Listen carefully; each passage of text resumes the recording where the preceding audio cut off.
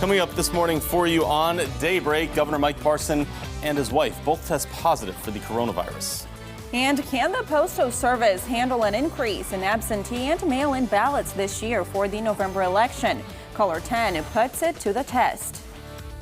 Also, Halloween will likely have a different look this year. We'll see what the CDC is recommending for people that want to still enjoy that spooky season. It's all ahead this hour for you on Daybreak. Good morning and thanks for starting your day with us. Today is Thursday, September 24th. I'm Jennifer Abreu. And I'm Joe Morano. It is that spooky season. It is spooky season. And yeah, Halloween will look a little different.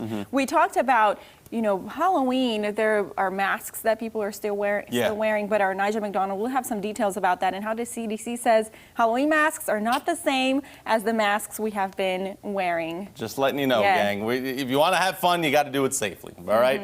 We say spooky season, but it is feeling a little bit like summer, and I think it will for these next few days, right, Elisa Rafa? Yeah, especially as we head towards the weekend. I think this is the first weekend some of those corn mazes and apple farms and stuff are opening.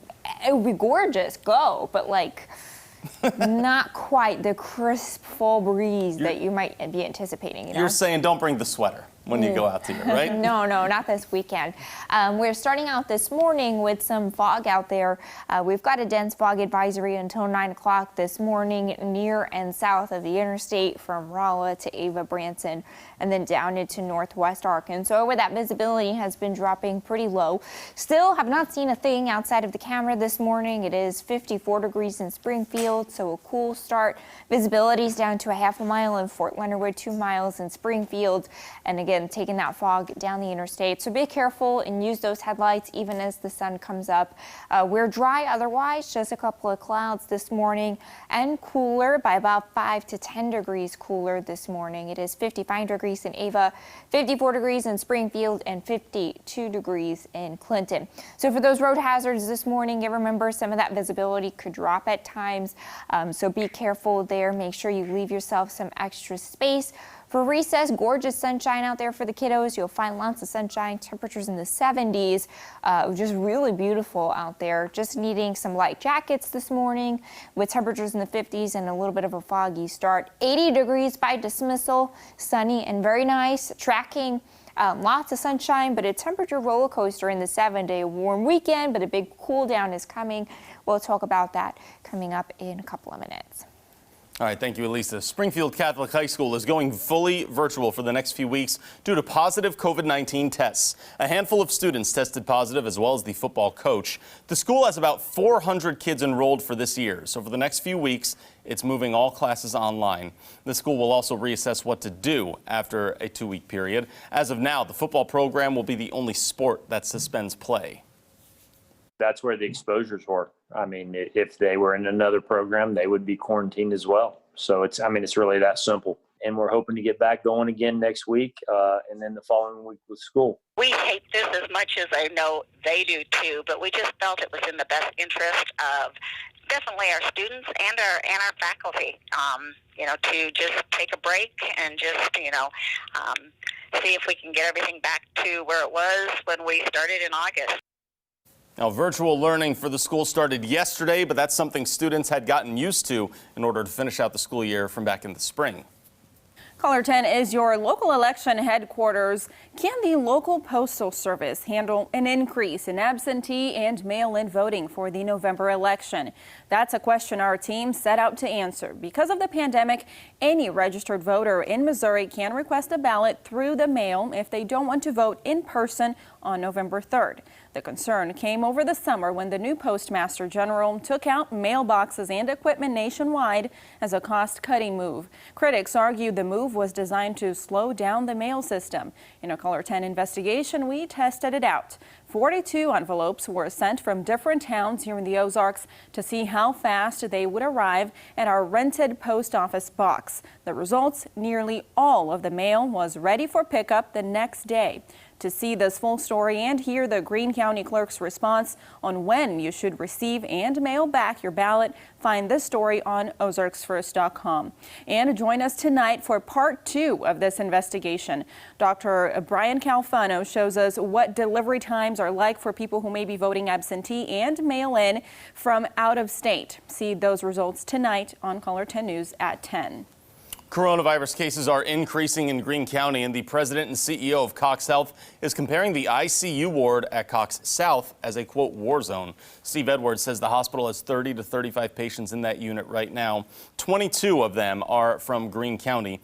Edwards says his team has PPE and space, but he worries Cox might not have enough nurses to treat every patient if numbers continue to grow.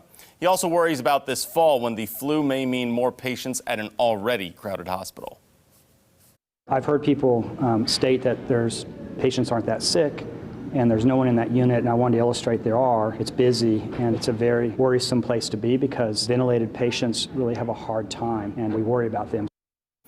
Dr. Robin Trotman also explained the need for plasma donations yesterday, saying the longer someone waits to donate plasma after recovering from the coronavirus, the less effective that plasma becomes. And as Cox Health is seeing more COVID patients, the Springfield-Greene County Health Department announced 2 more deaths resulting from the virus. One was a man in his 60s and the other was a man in his 80s.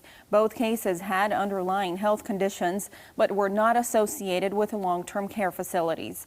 This marks 29 total deaths in Greene County in September and 59 in total. Laclede County also announced its 4th COVID-19 related death. The only information given about that individual was that they had other underlying health issues as well.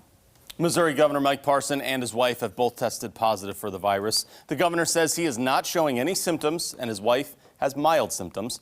Governor Parson recently campaigned with other state officials in Springfield. The lieutenant governor, state treasurer, and state attorney general have all tested negative. Secretary of State Jay Ashcroft also declined to be tested.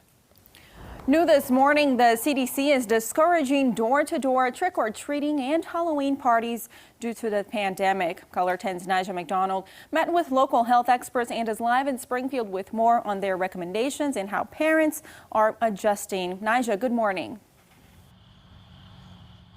Yeah, Jen, well, good morning. The Greene County Health Department says that it understands that some people will choose to celebrate Halloween. However, it just wants people to do so safely. The spooky celebration known as Halloween will look different this fall. Local health officials are urging people to get creative to help ensure they're staying safe. If you plan on handing out candy, try to do so contactless. So have a bucket of candy out at your front door and sit at least 6 feet away. Halloween lover Hannah Metcalf says she plans on celebrating the day like normal with a few added safety precautions. I bought like these cute little Halloween treat bags so I can put the candy individually in those, and I figure if I pack them up, 2 or 3 weeks before Halloween, surely it can't be too contaminated. Metcalf says she's not sure how many people will show up, but says she'll be ready for them if and when they do. The health department says it's not a bad idea to have some hand sanitizer available for trick-or-treaters. When you do go trick-or-treating, just wait for that other family to leave the front porch before you approach, get your candy, and quickly leave. Irwin says families who plan on celebrating are encouraged to stick with their household contacts. Make sure you're wearing a face mask, whether you're handing out candy, whether you're with your kids that are getting candy, or if you're a kiddo that is trick-or-treating, we want you to be wearing your face mask. Some families, like the Allens, say they aren't sure participating in Halloween is worth the risk. Especially if this one isn't going to actually know the difference. So maybe what we'll do is just turn on our porch light. If someone comes, we'll maybe just leave a candy bowl outside. Well, it's important to note that the CDC says a Halloween face mask is not a substitute for an approved cloth face covering. Reporting live in Springfield, Nija McDonald, Ozarks First. Thank you, Nija. It might look a little spooky out there this morning with some patchy to locally dense fog. A half-mile visibility in Fort Leonard Wood and 3 miles in Springfield right now. Lots of sunshine out there today. Your full forecast coming up next.